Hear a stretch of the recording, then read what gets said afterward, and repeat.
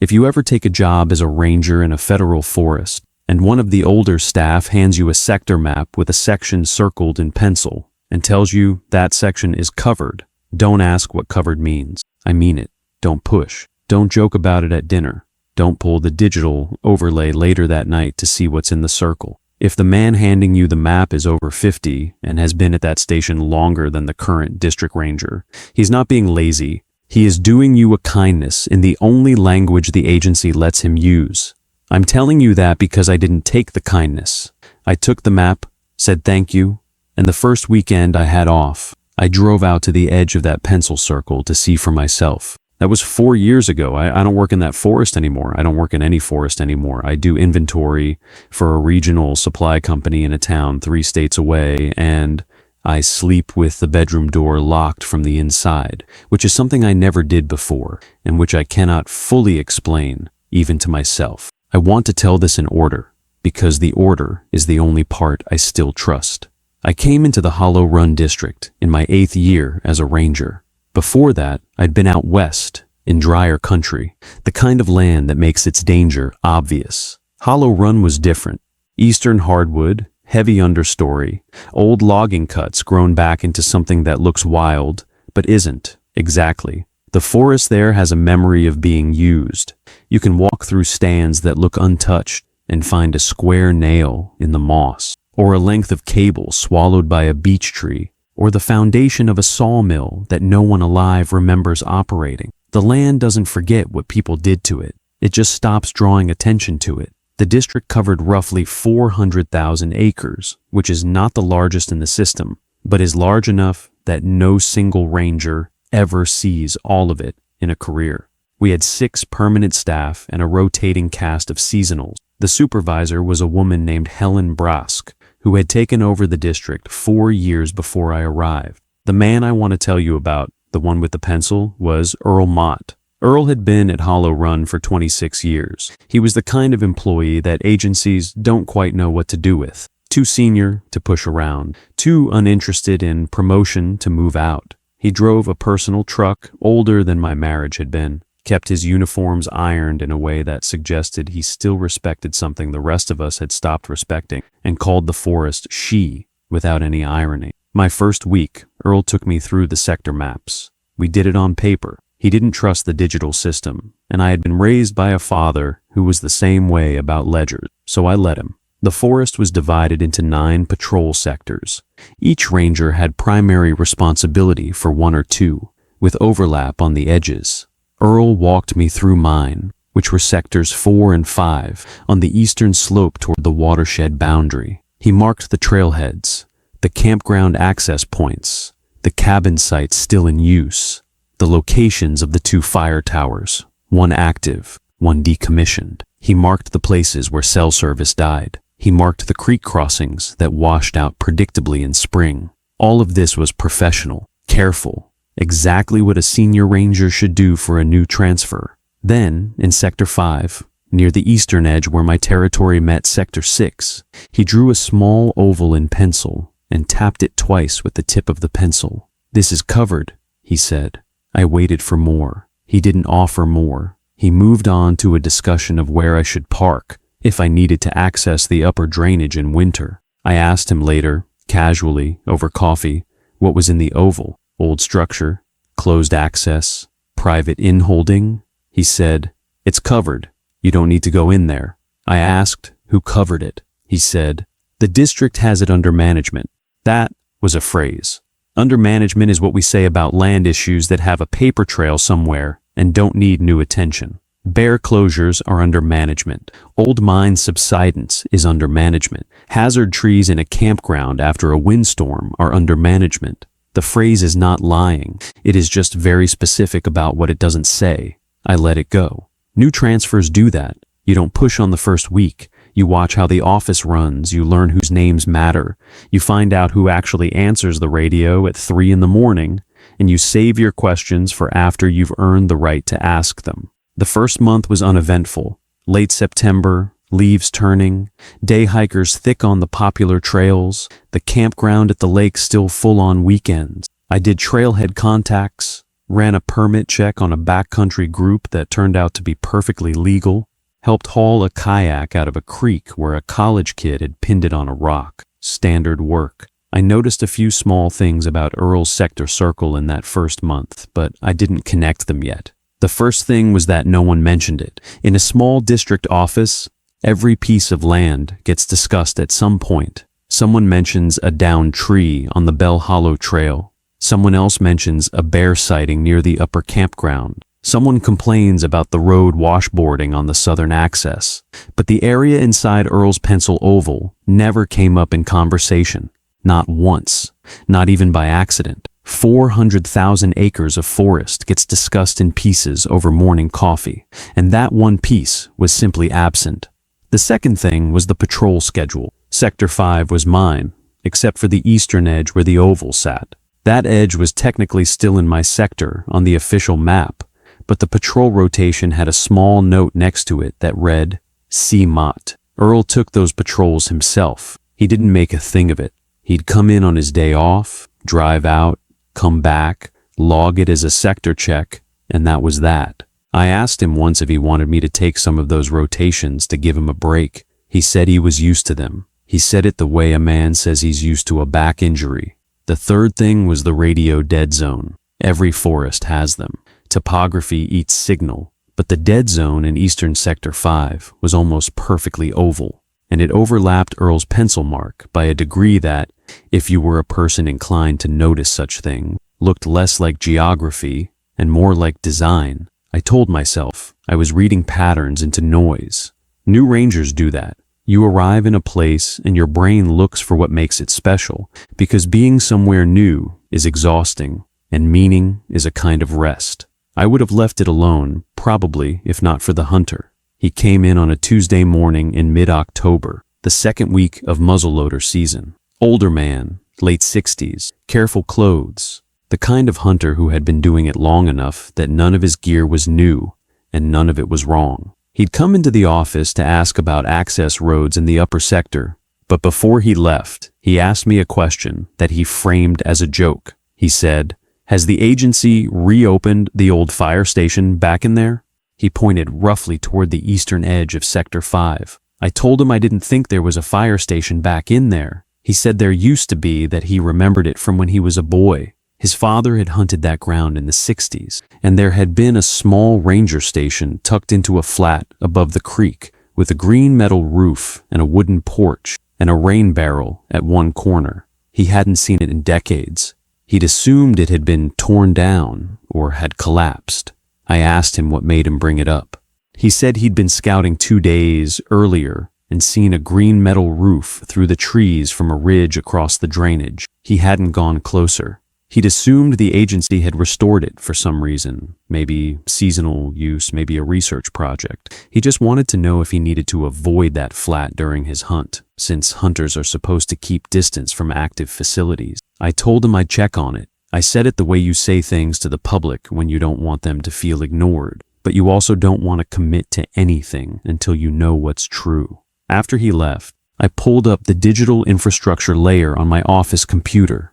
The layer shows every agency-owned structure, including decommissioned ones flagged for removal, leased private inholdings, research installations, and historic features kept on file for archaeological reasons. I zoomed into the area the hunter had described. There was nothing there.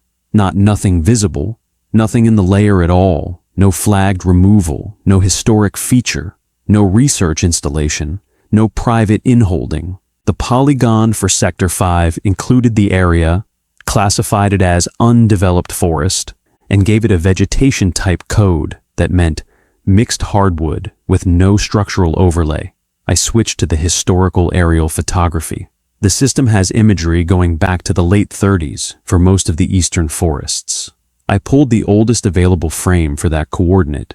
In the 1939 image, there was a small rectangular shape at the location the hunter had described. It looked like a roofline. The resolution was poor. The image was grainy, but the shape was there. I pulled the 1954 image. The shape was there, sharper. You could see what looked like a clearing around it. I pulled the 1971 image. The shape was there, The clearing had grown smaller, but the structure was visible. I pulled the 1988 image. Still there. The 2003 image showed canopy cover obscuring the immediate area, but the shape underneath was still suggestible if you knew where to look. The 2019 image, the most recent on file, showed dense canopy. You couldn't see anything from above, so the structure had existed. At some point in the last 50 years, it had stopped being recorded in the agency database, but it had not been removed from the land because aerial imagery showed it, persisting at least until canopy growth hit it. Either someone had failed to enter it into the digital system when records were migrated, which happens, or someone had quietly removed it from the digital system and left the physical structure alone, which also happens, but means something different. I told myself the explanation was probably administrative. Agencies lose track of small infrastructure all the time. A station goes out of use. A supervisor retires. The new supervisor doesn't know it exists. The next generation of rangers inherits a forest with a small, unrecorded building in it that nobody has reason to think about. It happens. It's not even rare. I should have written it up, sent it to Helen, and let her decide whether to dispatch Earl to confirm and document. That would have been the correct procedure. Instead, the next Saturday, on my own time, I drove out to the Eastern Access Road and walked in. I want to be honest about why I did that, because it matters for the rest of what I'm going to tell you. It wasn't curiosity, exactly. It was something closer to ownership. I had been in the district a month. Sector 5 was mine. I had let Earl handle a piece of it because he was senior, and because he'd asked me to, but a hunter had walked into my office and asked me a question I couldn't answer, and that bothered me. I wanted to know my own ground. I wanted to be able to say, the next time someone asked, that I had seen what was there. That's the version of the story I told myself at the time, and I think it was mostly true. The walk-in was easy. The Eastern Access Road dead ends at a small turnaround, about 2.5 miles short of where the structure should have been. From the turnaround, you go on foot, following an old logging road that the agency doesn't maintain, but doesn't actively close. The first mile was straightforward. The road was rutted, but obvious. The second mile narrowed. By the time I was within half a mile of the coordinates, the road had become a trace, the kind of thing you can follow if you know it's there, but I wouldn't notice if you didn't. I had GPS, a paper tapo, water, and my radio. I had told Helen by text that I was going to do an unofficial scout of an old road in Sector 5. I had not mentioned the structure because I didn't want to commit to anything before I'd seen it, and because some part of me, even then, knew that mentioning it would change something. I came up on the flat at about 10 in the morning. The building was there. I want to describe it carefully because the description is the part that I have argued with myself about for 4 years. It was a ranger station of the kind the agency built in the late 30s and early 40s. CCC-era construction. Single story, roughly 20 by 30 feet, wood frame on a stone foundation, green metal roof, the kind that used to come standard on agency structures in that period, a small covered porch on the front with 2 wooden steps, a stovepipe rising from the rear roofline, a single window on each of the 3 visible sides with shutters, all of them currently open, a wooden door in the center of the porch, an agency sign mounted beside the door, the kind that used to read station, followed by a number, now too weathered to read clearly from where I stood. The clearing around the station was small, but maintained, not landscape. Maintained. The grass was short, in the way grass gets when something keeps it short, either grazing or cutting, and there was no grazing animal sign that I could see. A path led from the porch around the side of the building toward what I assumed was an outhouse or a woodshed. The path was worn, recently worn. I stood at the edge of the clearing for a long time. A few specific things were wrong, in the slow, accumulating way that things get wrong in the woods. The shutters were open. If a station is decommissioned, shutters are closed and latched. If a station is being restored, you'd see materials, lumber, tools, sawhorses, a generator.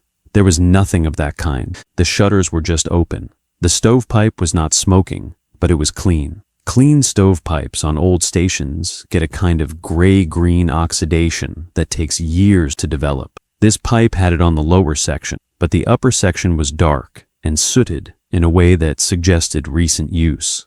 The path around the side was worn in a single direction, meaning more boots had gone toward the back of the station than had come back. That's not impossible. People could be exiting a different way, but it was the kind of detail that, in my work, I had been trained to notice.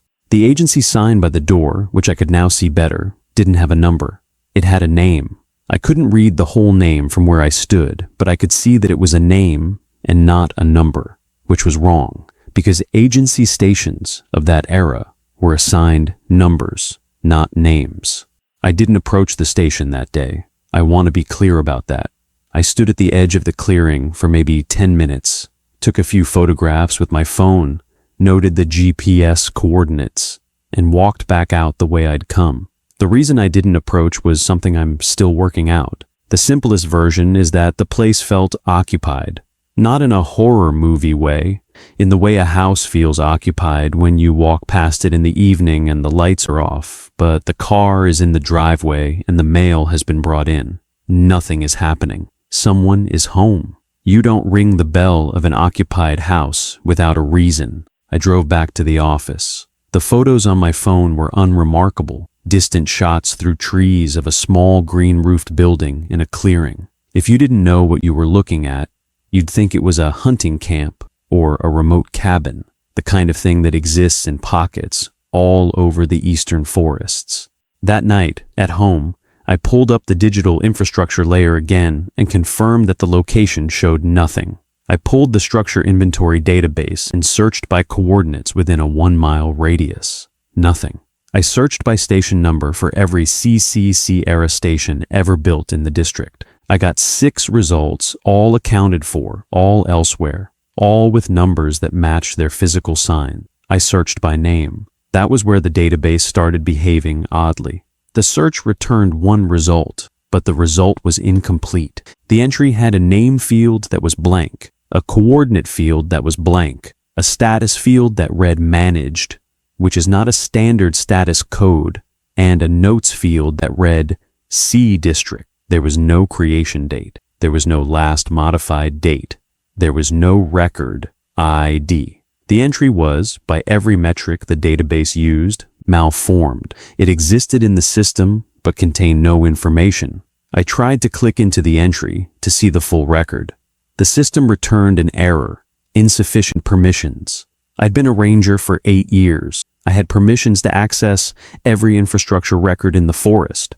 There was no category of structure I shouldn't have been able to see. An insufficient permissions error meant that someone with admin access had specifically restricted that record from my role. I closed the database and sat in my kitchen for a while. Then I did what I should have done in the first place. I sent Helen an email. I kept it professional. I told her that during an unofficial scout in Sector 5, I had observed a structure that did not appear in the agency infrastructure layer.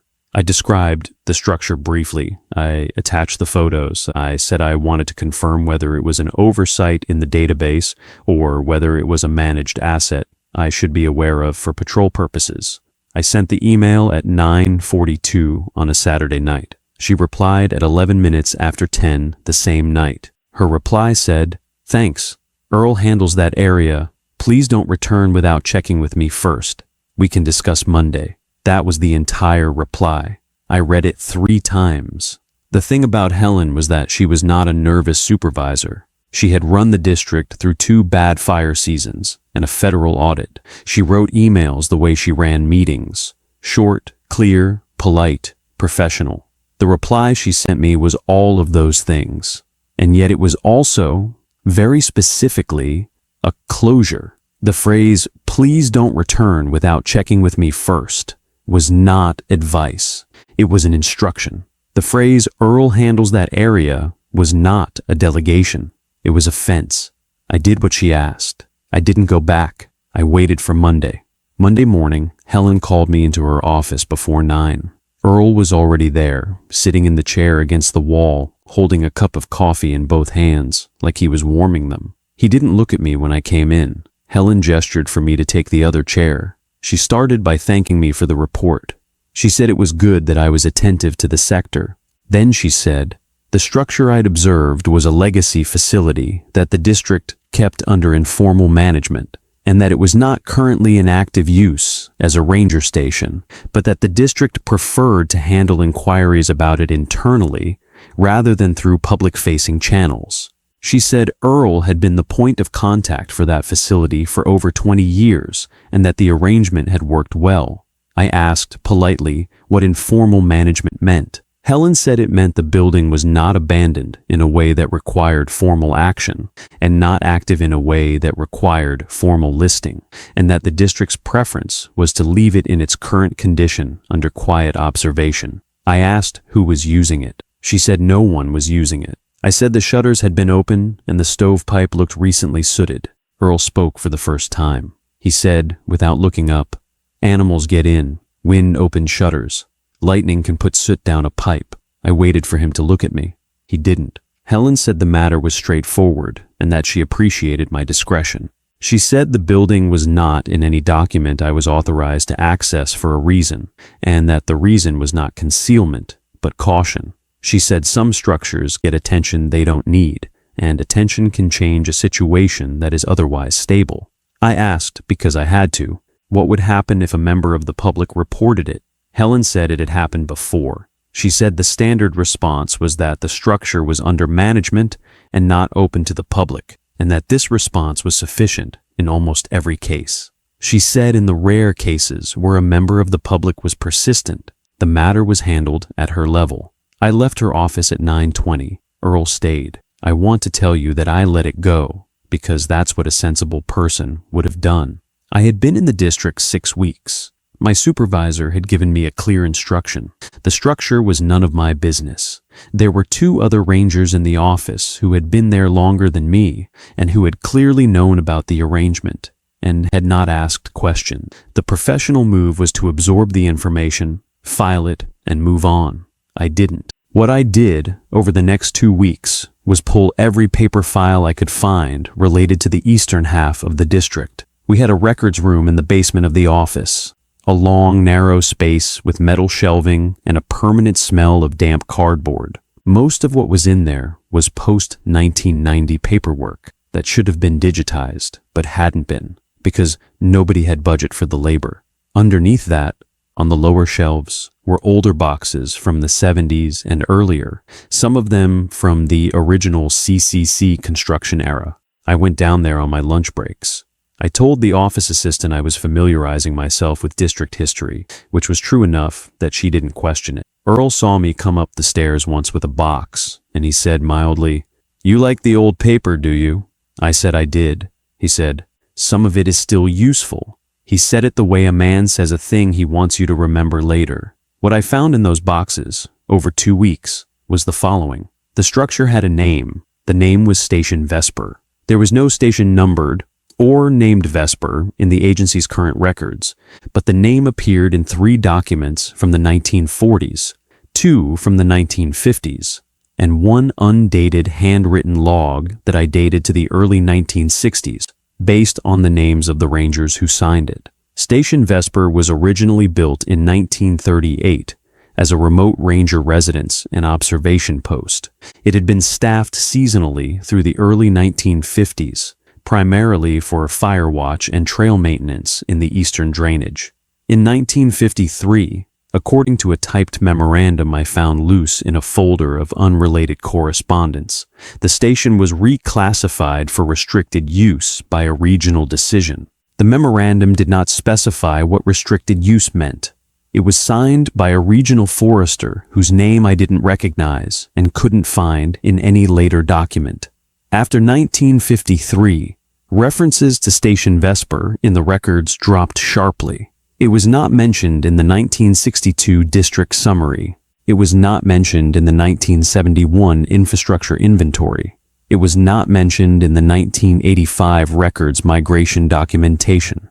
It was not in the 1998 GIS conversion. By every official metric, Station Vesper stopped existing in 1953. But 3 things in the records suggested otherwise. The first was a fuel oil delivery log from 1967. It was a carbon copy form from a regional fuel supplier, kept loose in a folder marked Miscellaneous Expense. The form listed deliveries to several district facilities. One of the line items was Vesper, 50 gallons. There was no facility named Vesper in any 1967 record I could find. The delivery had happened. Someone had ordered fuel oil for a place that, on paper, hadn't existed for 14 years. The second was a personnel timesheet from 1981. A seasonal employee named Robert Cantrell had logged 40 hours that pay period under a sector code that didn't correspond to any active station. The code was V-5. The only V- prefix code I could find in any other personnel record was Vesper, used in the 1940s as the timesheet code for staff assigned to that station. Robert Cantrell had been paid for 40 hours of work at a station that, on paper, hadn't existed for 28 years. The third was a hand-drawn note on the back of an unrelated trail report from 1994 that read, V, still not to be entered in the new system. Earl has it. The handwriting was not Earl's. The note was unsigned. The date was the year the district had migrated from paper to early digital records. I sat with these documents at my kitchen table on a Wednesday evening in late October. I had photocopies of all of them spread out in chronological order. I had a glass of water that I had forgotten to drink. The light through the kitchen window had gone from afternoon to evening to dark, and I had not turned on the overhead. What I understood, sitting there, was that Station Vesper had been kept out of the formal record system for over 70 years. Not lost, not forgotten, kept out. Across multiple administrative transitions, multiple supervisors, multiple records migrations, someone had made a decision every time that this one structure would not be entered into the current system. Earl was the current keeper of that decision. Helen knew about it. Whoever had been the senior staff person before Earl had known about it.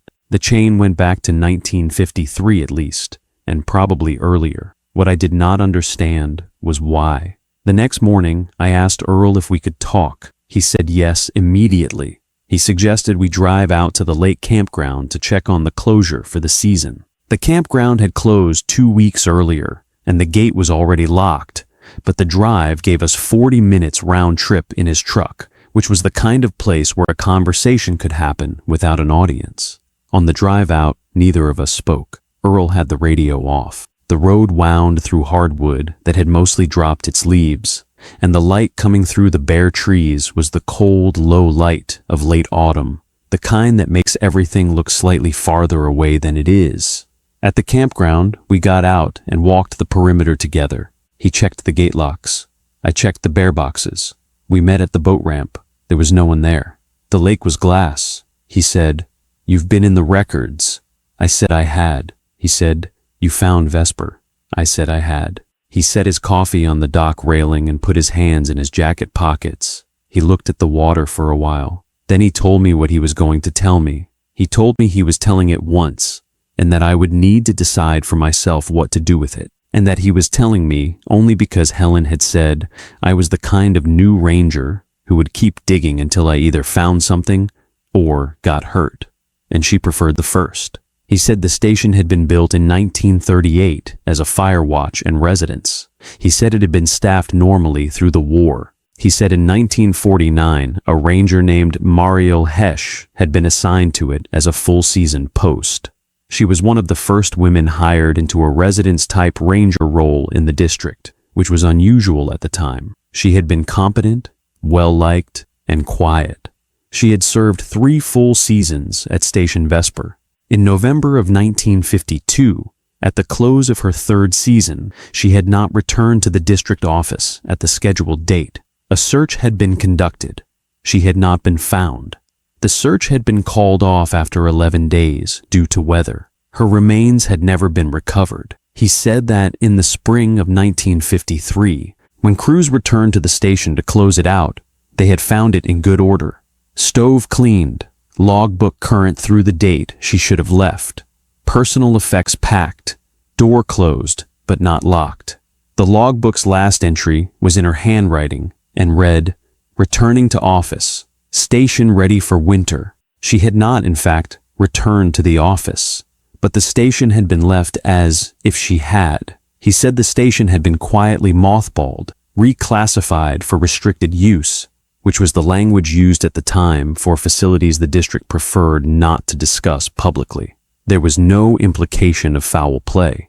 There was no investigation beyond the initial search. She was assumed to have died in the woods between the station and the office, and the family had been told as much. He said that in 1961, a ranger named Donald Pruitt, who had been in the district for 9 years, had gone out to do a routine assessment of the closed station.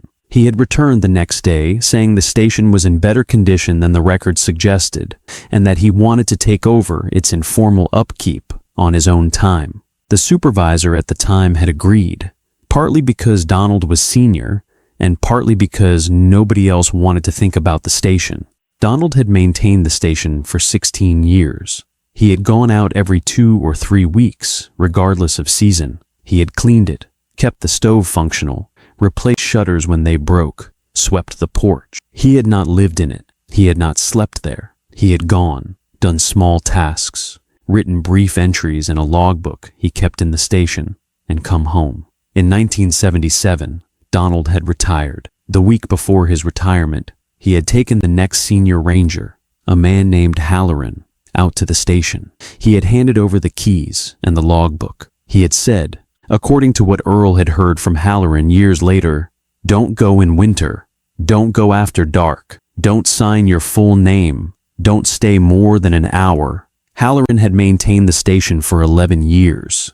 In 1988, Halloran had handed it to Earl. Earl had been maintaining it for 26 years when I arrived. I asked him what happened if someone went in winter, or after dark, or signed their full name, or stayed more than an hour. He said he didn't know. He said he had never tested any of those rules. He said the rules had been given to him by a man who had received them from a man who had received them from the man who had first started going out there after Mariel Hesh did not come back, and that he had decided early on that if those were the rules, those were the rules. He said the station had been in good condition for 70 years because someone had cared for it, and that caring for it was the work, and that the work did not require him to understand it. I asked him what was in the logbook. He said it was a maintenance log, tasks performed, dates, initials, nothing more. I asked if he had ever seen anyone else there. He was quiet for a long time. Then he said, once.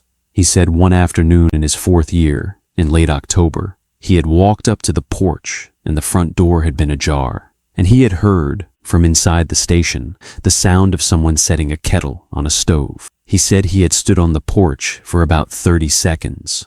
The sound had stopped. He had pushed the door open. The station had been empty. The stove had been cold. There had been no kettle. He said he had finished his hour of work and left. He said he had never told anyone that until now, and that he was telling me because I needed to understand that the rules were not a joke. We drove back to the office in silence. That night, I didn't sleep well. I kept turning over what Earl had told me. The thing that bothered me wasn't the ghost story. Ghost stories are common in agency work. Every old facility has them. What bothered me was the system around it. 3 generations of senior rangers had quietly maintained an unrecorded facility based on rules handed down without explanation.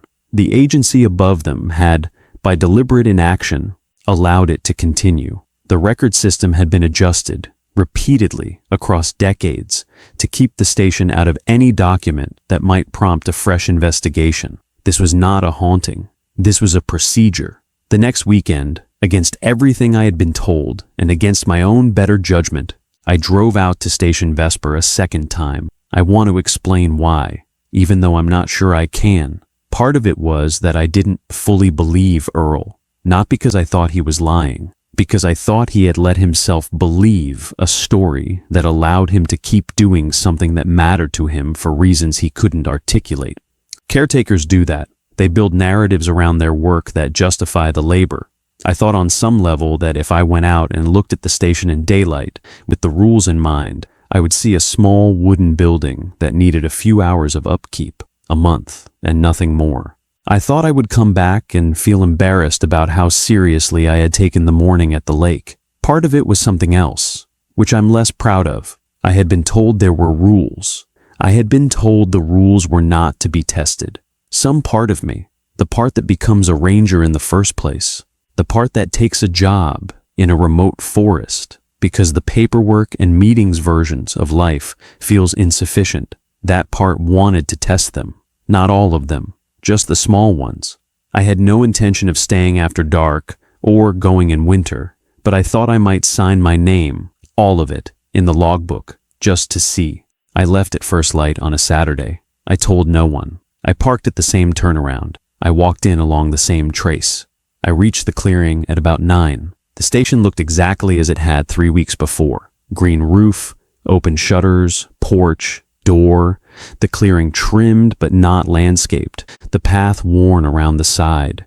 This time I crossed the clearing. The porch boards were solid. The door was unlocked. The handle was a simple iron lever, dark with age and use. I lifted it, and the door opened inward.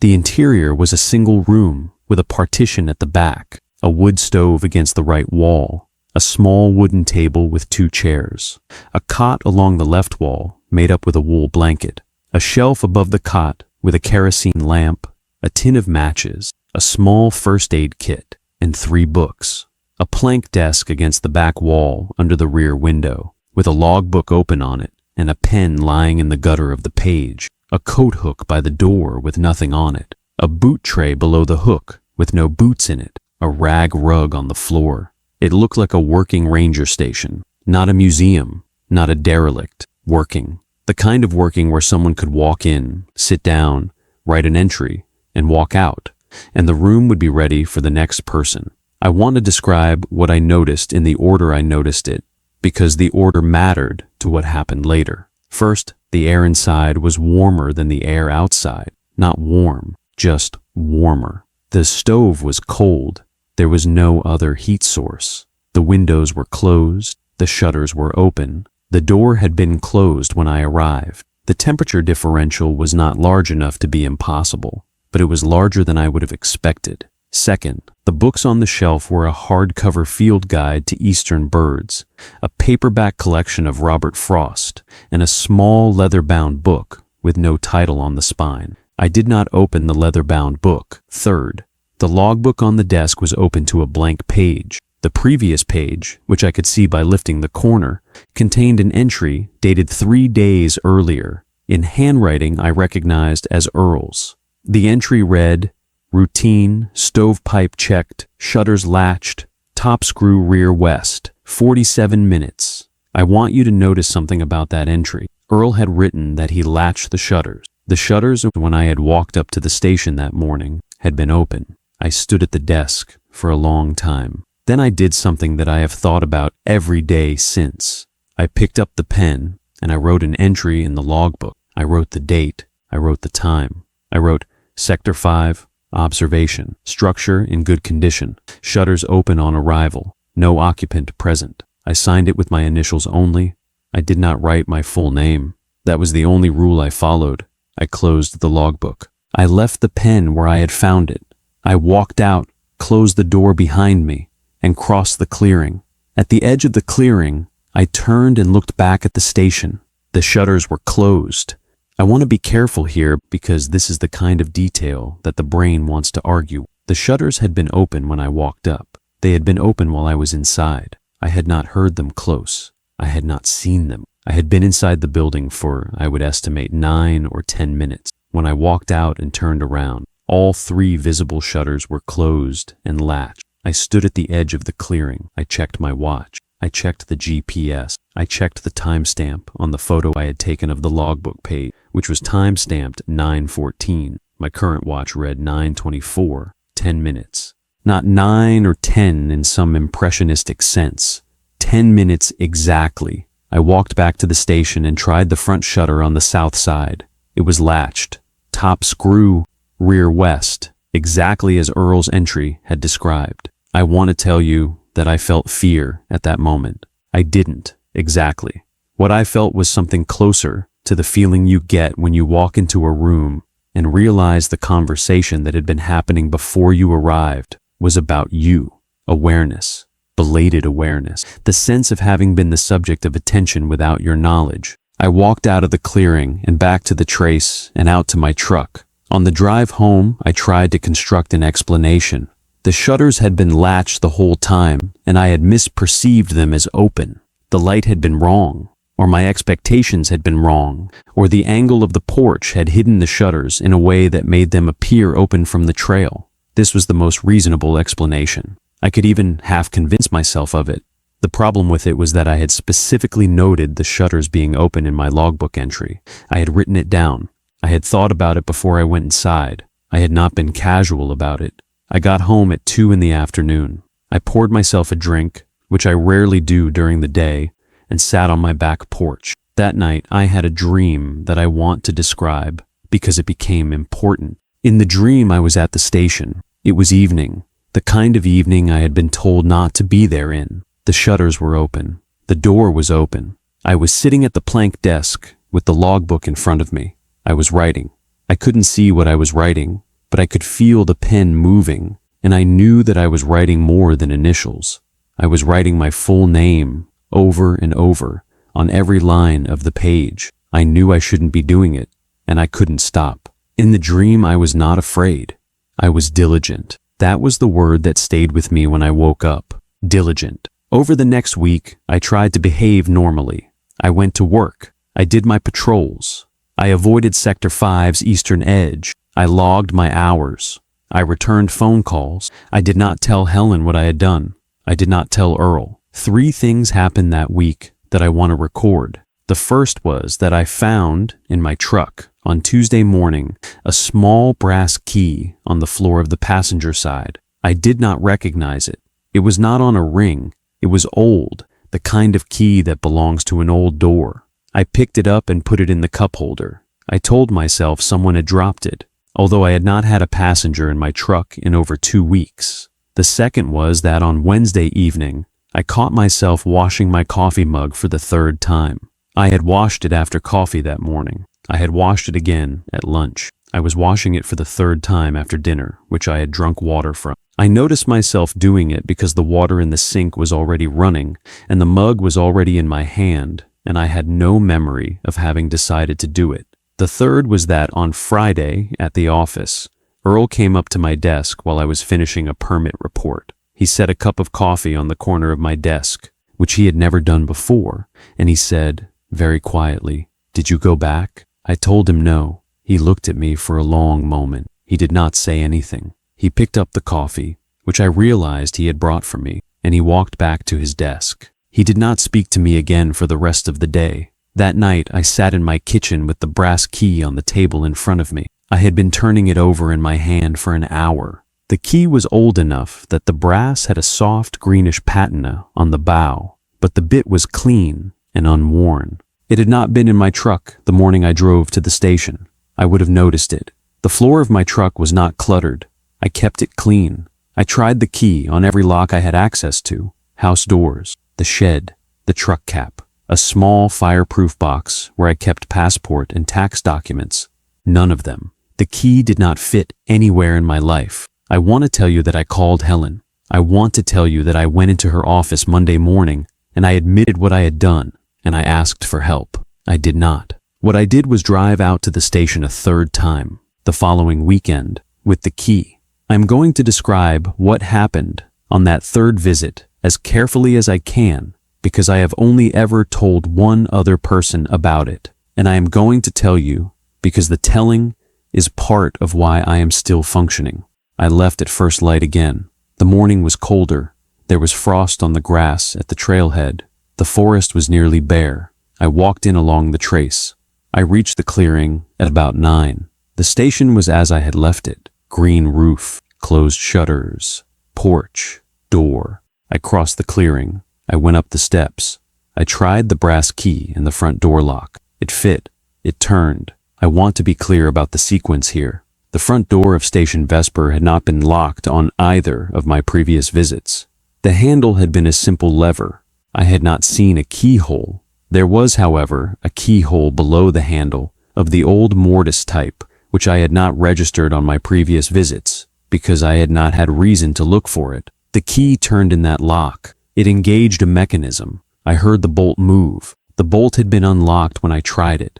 I locked it, and then unlocked it again, just to confirm. The mechanism worked smoothly, the way a lock works when it has been recently oiled. I opened the door and went inside. The interior was as I had left it. The logbook was on the desk. The pen was in the gutter of the page. The cot was made. The stove was cold. The books were on the shelf. I went to the desk and opened the logbook to the page where I had made my entry the previous weekend. My entry was there. Date, time, the description of conditions, my initials. Below my entry, in the same handwriting as mine, but which I had not written, was a second entry. It was dated the following Tuesday, 3 days after my first visit. It read, Sector 5, evening check, lamp filled, shutters latched, 38 minutes. It was signed with my initials. I had not been at Station Vesper that Tuesday. I had been at the office until 5, then at home. I had cooked dinner. I had watched part of a basketball game. I had washed my coffee mug for the 3rd time and noticed myself doing it. I stood at the desk and read the entry 4 times. The handwriting was mine. I know my own handwriting. It was not an imitation. It was not close. It was mine. The way I formed the lowercase t with a slightly extended cross. The way I closed the loop on the lowercase d. The slight rightward lean that I have always had. All of it. I wanted very badly to sit down in the chair at the desk. I did not. I closed the logbook. I left the pen where it was. I walked out of the station. I locked the door behind me with the brass key. I walked across the clearing, into the trace, and back to my truck. When I got to my truck, I sat in the driver's seat with the key in my palm for a while. Then I started the engine and drove home. That night, I did not sleep. I sat in the kitchen with the lights on and the key on the table. At some point near 3 in the morning, I realized I had been, for some indeterminate period, polishing the bow of the key with the corner of a kitchen towel. I had not decided to do this. I had been doing it. The brass had begun to brighten under the patina. I put the towel down. I put the key in a drawer. I closed the drawer. The next morning I called in sick. I called Helen at home. I did not tell her about the key or the 3rd visit. I told her I was not feeling well and would not be in for a few days.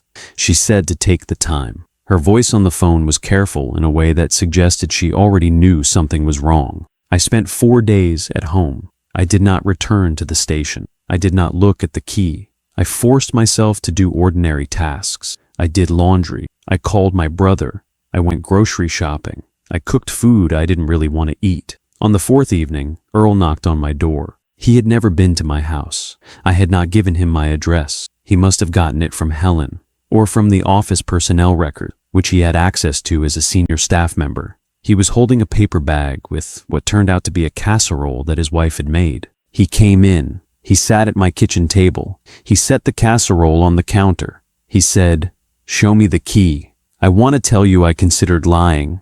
I didn't much. I went to the drawer and got the key and put it on the table. He looked at it for a long time without touching it. Then he said, "Where did you find it?" I told him I had found it in my truck the morning after my 2nd visit. He nodded slowly, as if this confirmed something.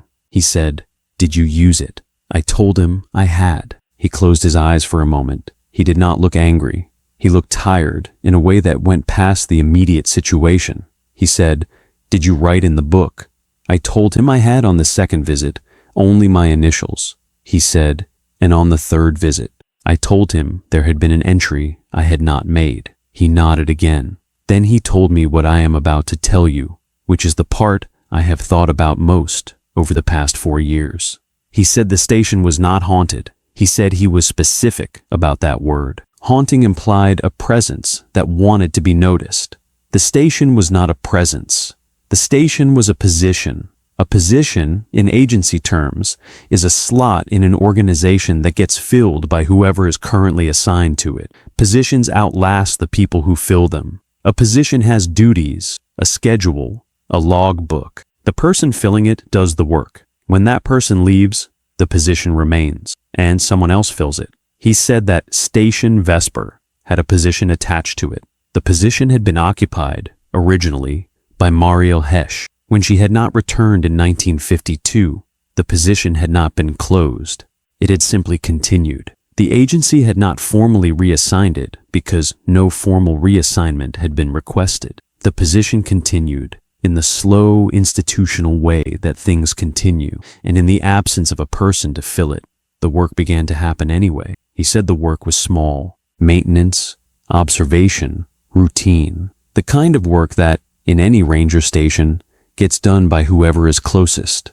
Over decades, the work had attracted the attention of senior rangers who had then been drawn into a relationship with the station that was difficult to describe and difficult to break. He said Donald Pruitt had been the first to formalize the relationship. He said Halloran had inherited it. He said he had inherited it from Halloran. I asked him if he had ever found entries in the logbook in his own handwriting that he had not made. He said yes. He said the first time it had happened, in his second year, he had nearly burned the station down. He had stood in the room with the kerosene lamp in his hand, and he had thought very seriously about it. He said the only reason he had not was because he had been raised to finish what he started, and burning a station was not finishing. I asked him why he had stayed. He said, slowly, that the station had not asked him to stay. It had only asked him to do the work. He said he had decided, after a few years, that the work was tolerable, and that the work required him not to be afraid of it. He said fear was what made the position grow into the person filling it. He said diligence without fear was what kept the position contained to the building.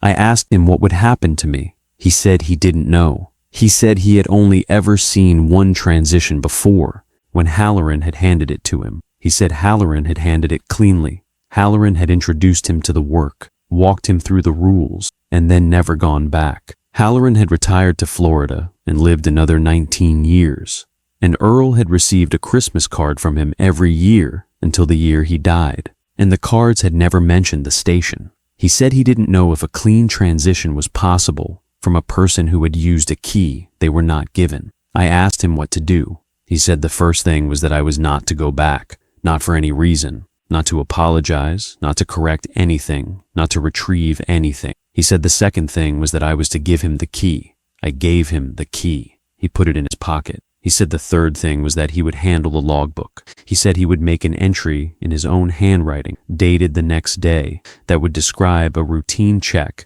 and would close out the period that I had opened. He said this might or might not work, but it was the procedure. He said the fourth thing was that I should request a transfer at the next opportunity. Not immediately. Immediately would be conspicuous, but within the next year, to another district, preferably a district without old infrastructure, preferably a district in a different region. I asked him if I would be all right. He said he didn't know. He said most of what he had told me was procedure, and procedure was all he had. He said procedure had worked for him. He said procedure had worked for Halloran. He said procedure had not worked for everyone. I asked who it had not worked for. He said Donald Pruitt had spent the last 6 years of his life not leaving his house. He said it had not been a medical condition exactly.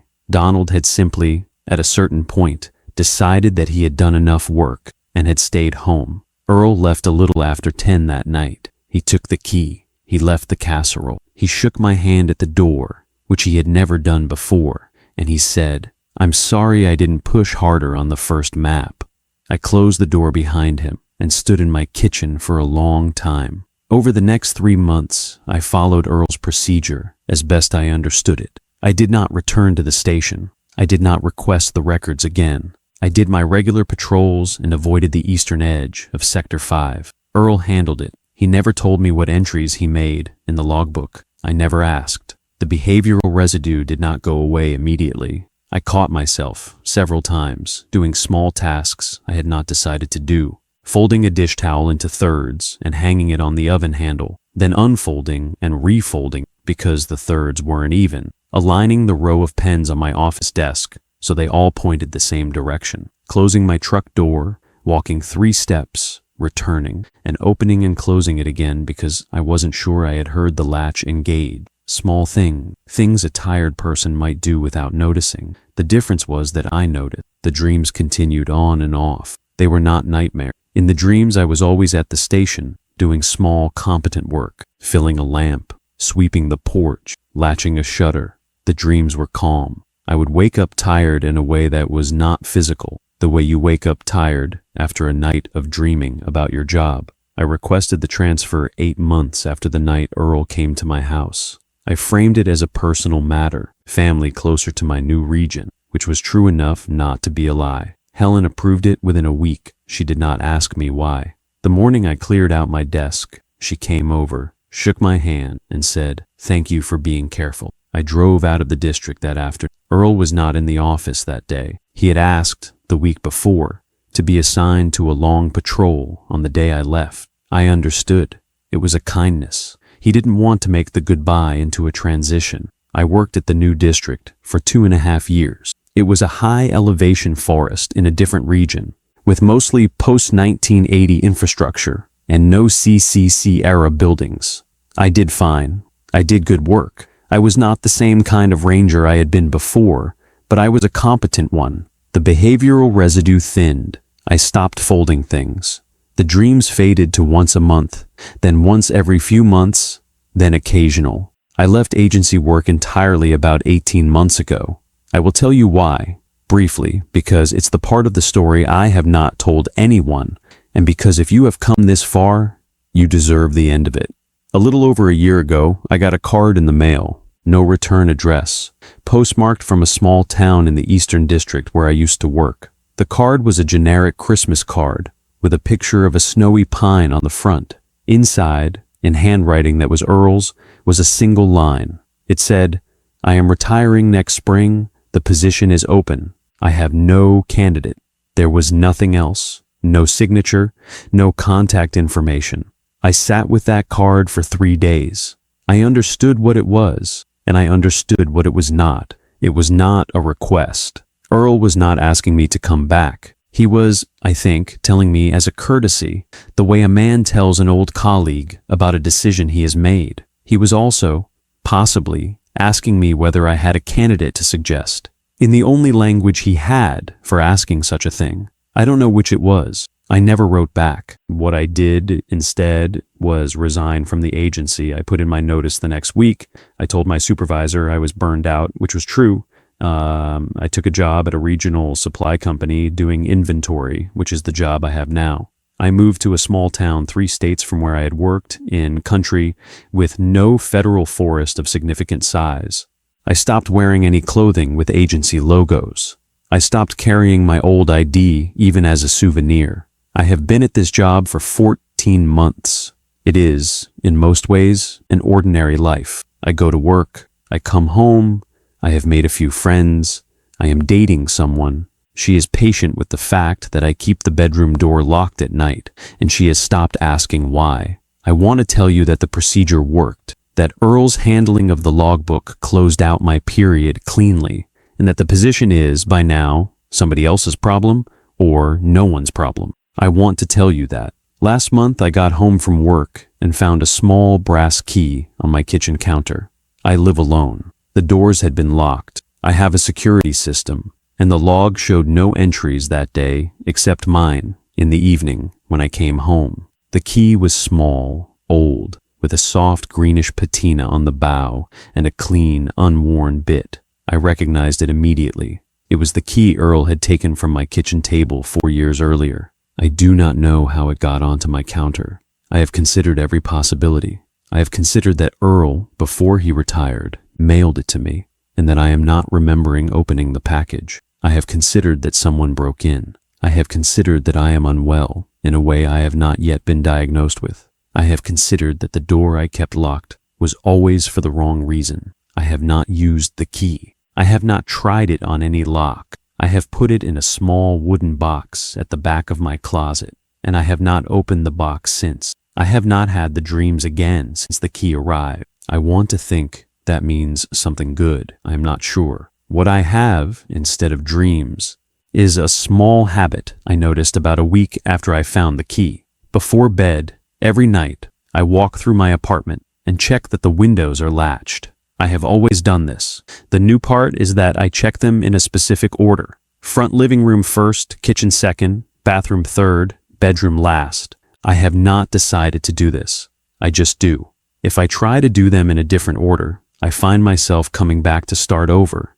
I have timed the walk. It takes me, every night, between 6 and 7 minutes, depending on whether I pause at the kitchen window to look at the parking lot, which I sometimes do without remembering why. It is not, in the scheme of behavior, a serious thing. People develop nighttime routines. People check locks. The fact that I do it in a specific order, that takes a specific amount of time, that ends in a specific room, is the kind of thing a therapist would call a coping mechanism, and would probably be right. But I will tell you the thing I have not told anyone, which is the only reason I am telling this story now. Last week, on Sunday, I came home from a long day at work. I was tired. I ate something out of the refrigerator.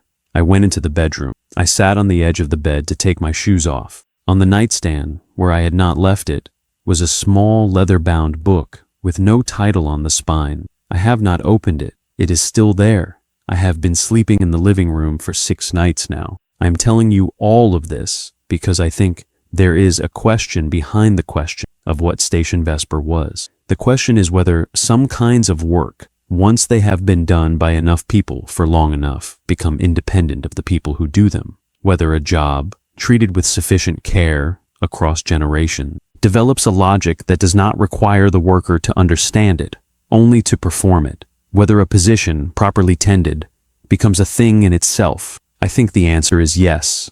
I think Earl thought the answer was yes. I think Helen thought the answer was yes, although she would not have used those words. I do not know whether the position has accepted my withdrawal, or whether it is still updating its records in my handwriting in a logbook in a building that is not on any map.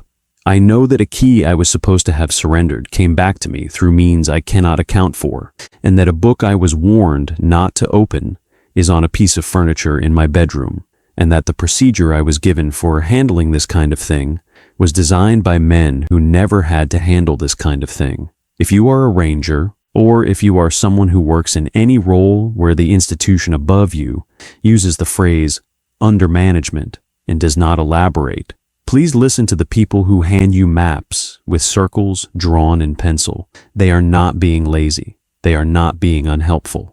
They are doing for you what no one did for me. If you are the kind of person who tests rules to find out what they are protecting, please understand that some rules are not protecting you from the thing inside the circle. They are protecting the thing inside the circle from people like you, who by noticing it, give it the only thing it actually needs, which is your attention. I have one more thing to tell you, and then I am done. The leather-bound book on my nightstand. 3 days ago, I went into the bedroom to get clean clothes from the dresser. I did not look at the nightstand directly. I looked at it in the mirror over the dresser, in the way you look at things you do not want to commit to seeing. In the mirror, the book was open. I do not know who opened it. I have not been in that room except to retrieve clothing, and I have not opened that book. I left the room and closed the door. I have not been back in. I am going to stay in the living room for a while longer. I am going to call someone tomorrow, although I do not yet know who. I am going to find a way to leave this apartment soon. I'm going to put more distance between myself and the small habits that have begun to feel less like coping and more like assignment. If any of you have ever found a building in your sector that no one wants to talk about, and you are deciding whether to walk up to it, I am asking you, with the only authority I have left, to walk away. And if I ever come back to tell you what happens when I open the box in the closet, or when I finally read what is written in the leather-bound book on my nightstand, then I am sorry, because it will mean I lost the argument, and the next person to find a station that isn't on any map will find my handwriting in it.